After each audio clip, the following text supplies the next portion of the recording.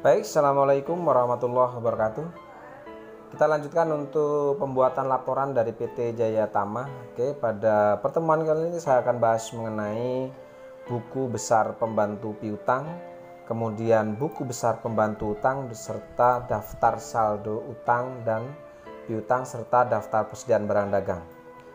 Oke, untuk mempersingkat waktu kita langsung saja pembahasannya, di mana untuk buku besar pembantu piutang atau subsidiary ledger account receivable ini digunakan untuk mencatat terjadinya piutang dan pelunasan piutang. Dimana untuk sumber data yang akan kita gunakan untuk mengisi buku besar pembantu piutang ini adalah kita akan coba cari nanti di jurnal penjualan, kemudian jurnal penerimaan kas dan jurnal umum. Dimana untuk jurnal penjualan ini untuk mencatat munculnya transaksi yang bisa menyebabkan adanya piutang dagang. Kemudian jurnal penerimaan kas ini untuk mencari adanya transaksi-transaksi pelunasan piutang. Kemudian jurnal umum ini untuk mencari adanya transaksi retur penjualan seperti itu. Oke, langsung saja di sini yang pertama kita akan coba isi untuk buku besar pembantu piutang dari toko Armida. Untuk bentuk dari buku besar pembantu piutang kira-kira seperti ini, sama seperti buku besar umum. Nah, yang pertama kita akan coba masukkan untuk daftar saldo awalnya ya di sini. Nah, untuk saldo awal dari masing-masing customer atau saldo awal piutang dari masing-masing customer ini bisa kita ambil dari daftar saldo piutang dagang yang ada di soal. Oke, sekarang kita lihat untuk daftar saldo awal piutang untuk customer kita. Oke, di sini yang pertama untuk toko Armida ini ada saldo awal piutang sebesar 249.768.750. Kita masukkan ke sini ya. Untuk tahun periodenya adalah 2021, tanggalnya karena saldo kita masukkan tanggal 1, keterangannya kita isi dengan saldo. Kemudian karena saldo kita masuk di sisi balance atau saldo. Di sini untuk saldo piutang sendiri, saldo normalnya adalah di sisi debit, yaitu 249 juta ini kita masukkan ke sini.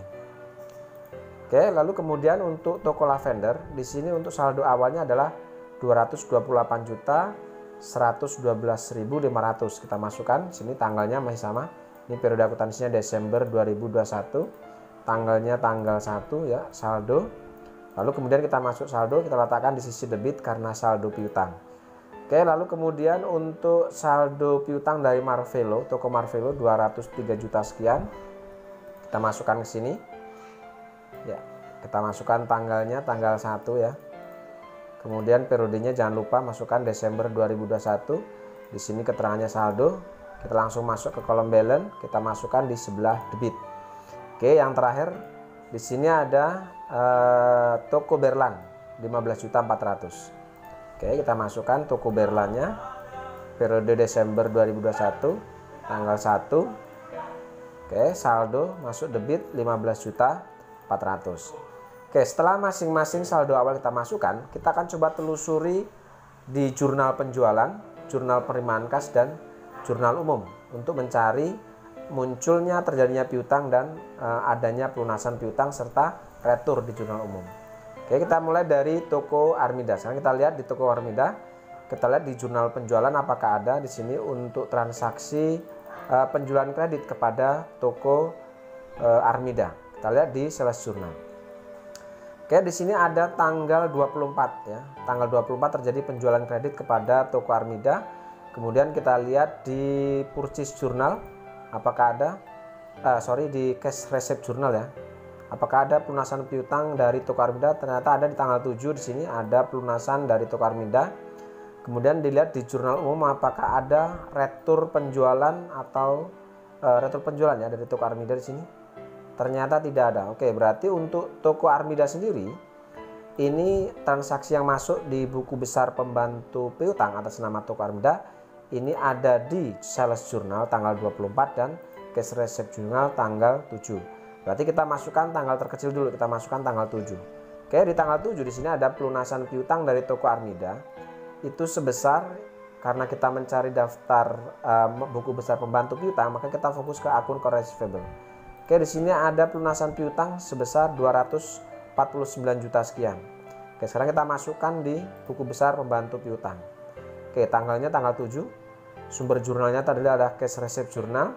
Kemudian di sini CRJ. Oke, di cash receipt journal di sini muncul untuk account receivable ada di sisi kredit. Oke, ada di sisi kredit. Berarti di sini kita akan posting ke buku besar pembantu piutang itu di sisi kredit. Oke, selanjutnya kita masuk kolom saldo. Sebelumnya ada saldo 249 juta sekian. Kemudian ada posting, ada pelunasan piutang tanggal 7 dari toko Armida. Ini sama dengan jumlah yang sama. Sehingga di sini untuk saldonya sendiri karena debit ketemu kredit, maka ini kita kurangi sehingga per tanggal 7 piutang atas nama toko Armida selesai. Oke, sekarang kita lanjutkan. Kita masukkan untuk yang di sales journal tadi.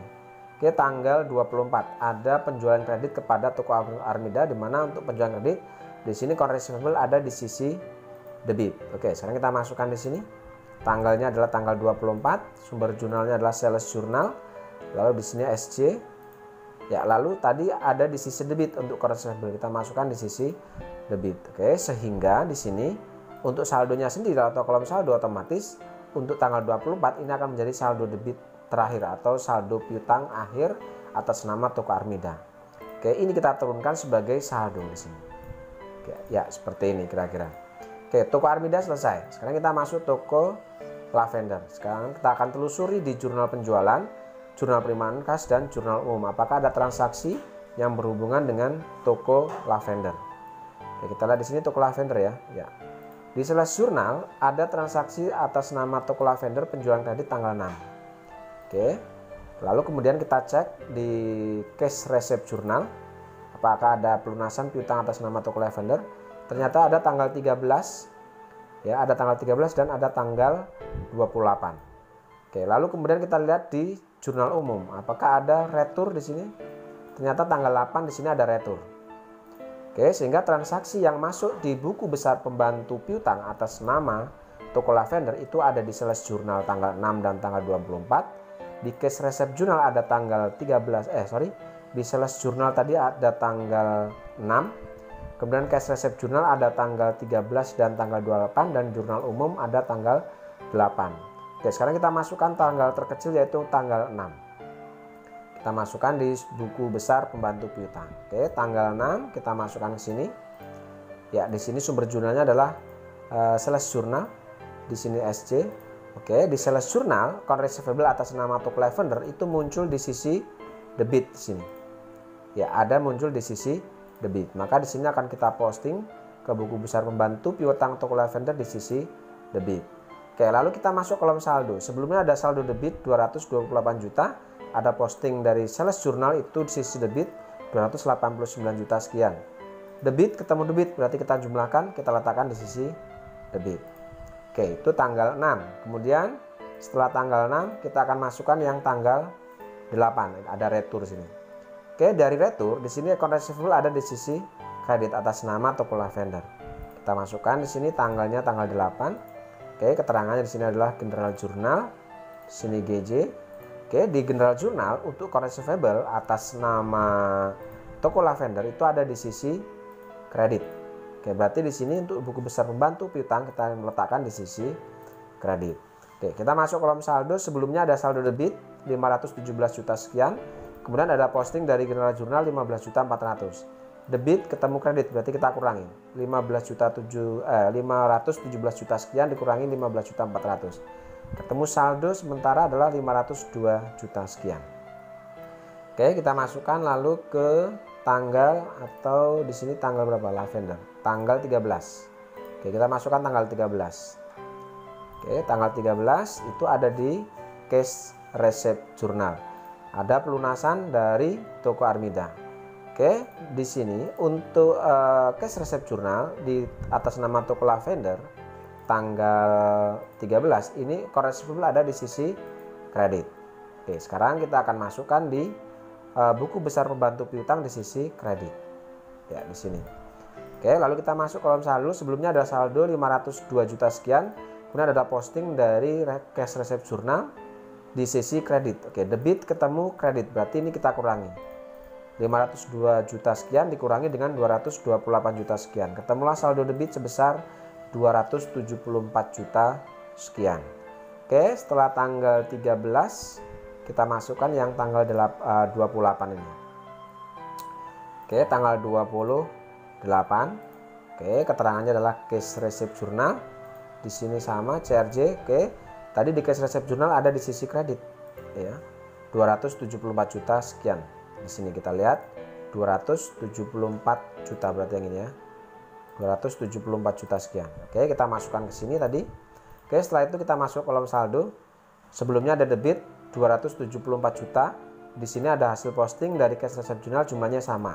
Oke, karena sama otomatis debit ketemu kredit dikurangi, hasilnya 0.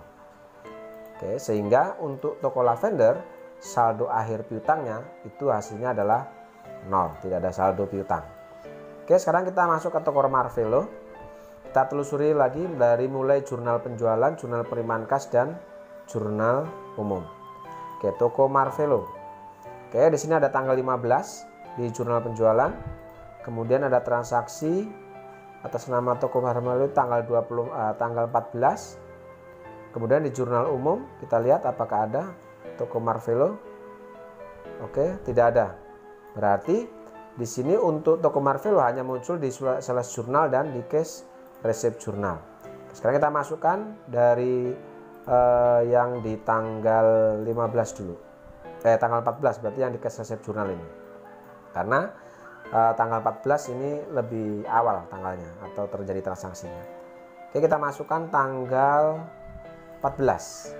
Oke, sumber jurnalnya adalah cash receipt. Di sini untuk cash receipt sendiri ada piutang ada di sisi kredit. Sehingga di sini kita masuk saldo, sebelumnya ada saldo 203 juta sekian. Kemudian ada hasil posting dari jurnal penerimaan itu 203 juta sekian, sehingga di sini hasilnya 0. Ya, lalu kita masukkan yang di sales jurnal tanggal 15. Oke, tanggal 15 itu ada di jurnal penjualan. Kemudian untuk cash receipt jurnal di account receivable sendiri di jurnal penjualan itu ada di sisi debit. Oke, berarti kita posting ini di sisi debit yang ini. Oke, kita masukkan ke sini. Lalu kita masuk saldo. Sebelumnya saldonya habis karena ini penjualan, muncul piutang baru, otomatis akan menjadi saldo. Ya, otomatis yang posting dari sales jurnal akan menjadi saldo akhir. Oke, sehingga di sini untuk toko Marvelo menyisakan saldo akhir piutang itu 224 juta sekian. Oke, sekarang terakhir untuk toko Berlan di sini. Kita lihat di sales jurnal apakah ada, tidak ada. Kemudian cash receipt jurnal atas nama Berlan tidak ada. Oke, jurnal umum. Oke, tanggal 21 ada penghapusan piutang dari toko Berlan di sini. Oke, di sini untuk piutang ada di sisi kredit. Oke, sekarang kita masukkan di buku besar pembantu piutang atas nama toko Berlan. Tadi tanggal 21 sumber jurnalnya adalah General Jurnal, refnya GJ. Oke, tadi ada di sisi kredit. Ya, sehingga kita masuk ke kolom saldo. Sebelumnya ada saldo 15.400.000. Ada hasil posting dari General Jurnal 7.700.000, sehingga di sini saldo akhirnya ketemu sebesar 7.700.000 dan ini akan menjadi saldo akhir piutang dari toko Berlan. Oke, untuk buku besar pembantu piutang selesai. Sekarang kita masuk ke buku besar pembantu hutang. Caranya masih sama, cuma hanya di sini hanya beda sumber jurnalnya.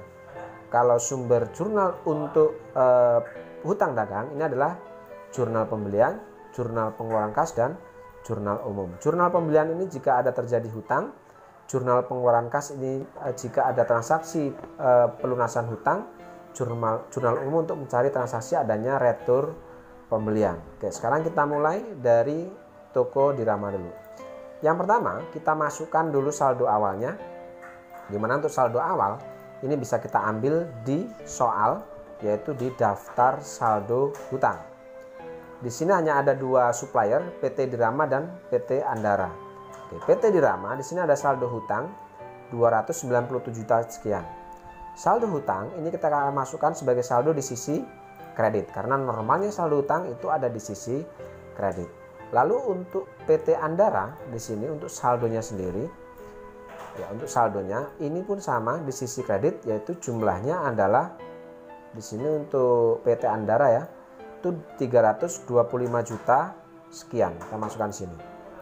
Oke, setelah saldo awal dimasukkan, sekarang kita akan telusuri. Munculnya terjadinya hutang dagang dan transaksi pelunasan hutang serta transaksi retur.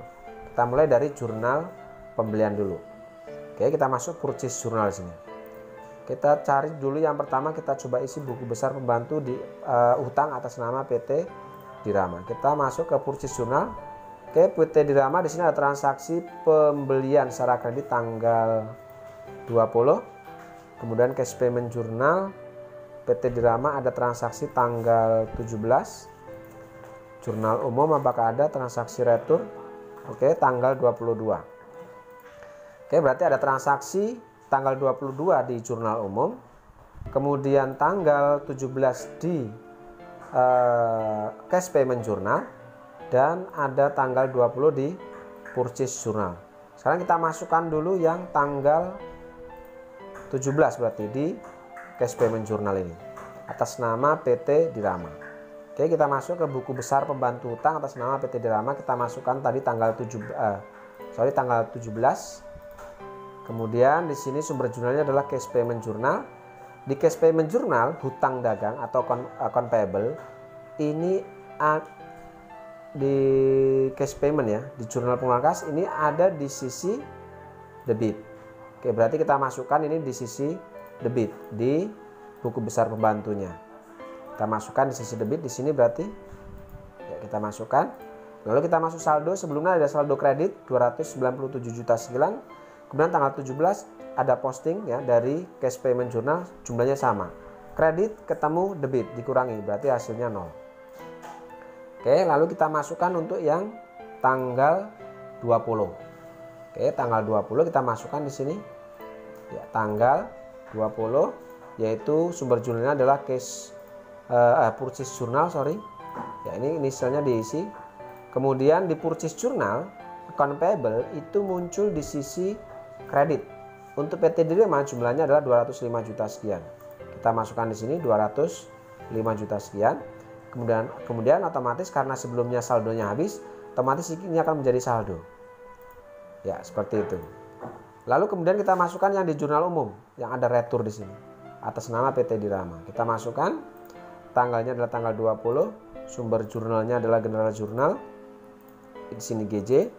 Lalu di general jurnal untuk account payable ini ada di sisi debit, berarti kita masukkan di sisi debit. Oke, lalu kita masuk ke kolom saldo.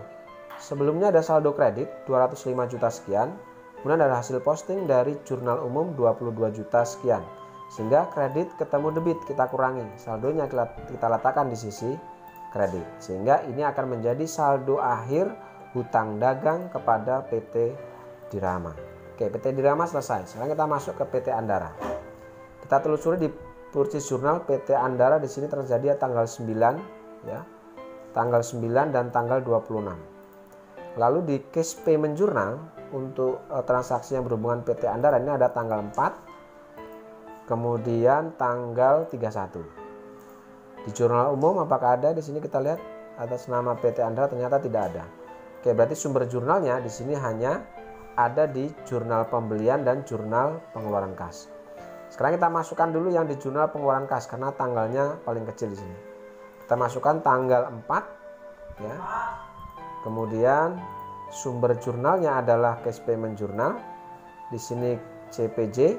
Oke, di cash payment jurnal hutang dagang itu ada di sisi debit sini, ada di sisi debit. Kita masukkan ke buku besar pembantu utang di sisi debit. Oke, kita masuk kolom saldo. Sebelumnya ada saldo kredit 325 juta sekian, kemudian ada hasil posting di debit. Karena kredit ketemu kredit kita kurangi, hasilnya 0. Oke, lalu kita masukkan yang di purchase jurnal tanggal 9 yang ini. Oke, di purchase jurnal sama account payable ada di sisi kredit. Kita masukkan. Oke, tanggal 9 sumber jurnalnya adalah purchase jurnal. Kini PC. Oke, di purchase jurnal account payable itu ada di sisi kredit. Oke, lalu kita masukkan saldo. Otomatis karena sebelumnya saldonya habis atau selesai, maka ini akan menjadi saldo. Ya, seperti ini. Lalu selanjutnya kita masukkan yang tanggal 31 ini. Purchase jurnal ya. Tanggal 31 yang di cash payment jurnal, berarti yang ini. Ya, tanggal 31. Oke, kita masukkan ke sini tanggal 31. Lalu keterangannya adalah cash payment. Ya, ini adalah CPJ, di cash payment untuk account payable ada di sisi debit. Oke, di cash payment untuk account receivable ada di sisi debit sini. Makanya kita masukkan di sini di sisi debit. Lalu kita masukkan ke sini. Sebelumnya ada saldo 270 juta di sisi kredit, ada posting dengan yang jumlah yang sama. Kredit ketemu debit. Lalu dikurangi, maka di sini otomatis hasilnya saldonya 0. Dan ini akan menjadi saldo akhir utang. Artinya untuk PT Andara kita sudah tidak punya utang, kepada PT Dirama kita punya utang, saldo utang sebesar 182.302.350 rupiah. Oke, setelah buku besar pembantu piutang dan hutang ini sudah selesai, maka kita akan buatkan daftar saldo hutang dan daftar saldo piutang dari masing-masing customer dan supplier. Caranya cukup mudah, kita ambil saldo akhirnya, misalnya dari toko Armida, kita ambil dari buku besar pembantu piutang, toko Armida saldo akhirnya adalah 289 juta sekian, maka di sini di daftar piutang kita masukkan jumlah yang sama, 289 juta sekian. Lalu toko Lavender di sini menyisakan piutang sebesar toko Lavender habis, berarti tidak ada. Ya, lalu kemudian toko Marvelo. Toko Marvelo di sini menyisakan saldo piutang itu sebesar 220 juta. Kita masukkan di daftar saldo 224 juta sekian. Lalu yang terakhir adalah toko Berlan. Toko Berlan di sini untuk piutangnya menyisakan saldo piutang 7.700.000. Kita masukkan di sini 7.700.000. Oke, lalu kita jumlah saldonya. Ya, di sini ketemulah saldo total saldo piutang sebesar 522.156.250. Oke, untuk daftar saldo utangnya, toko Dirama di sini menyisakan saldo utang. Ya, kita menyisakan saldo utang kepada PT Dirama itu 183 juta sekian. Kita masukkan. Dan untuk PT Andra ini tidak ada saldo hutang, berarti di sini 0. Oke, sehingga saldo hutang itu totalnya adalah 183.302.350 rupiah. Dan terakhir adalah daftar persediaan. Untuk daftar persediaan tipe 1 dan tipe 2 kita ambil dari kartu persediaan. Nah, di sini untuk lemari panjang tipe 1 menyisakan nilai persediaan, ada saldo nilai persediaan itu 194.660.492. Ini kita masukkan di sini sebagai saldo nilai dari persediaan. Lalu untuk lemari panjang tipe yang kedua ini menyisakan saldo persediaan, total nilainya adalah 272 juta sekian. Maka kita masukkan ke sini 272 juta 992.980, sehingga total nilai persediaan itu berjumlah 467.653.472. Oke, saya rasa untuk pertemuan kali ini selesai pembahasan mengenai buku besar pembantu piutang, buku besar pembantu hutang, dan yang terakhir adalah daftar saldo piutang, hutang, dan daftar saldo persediaan. Saya rasa cukup. Terima kasih. Assalamualaikum warahmatullahi wabarakatuh.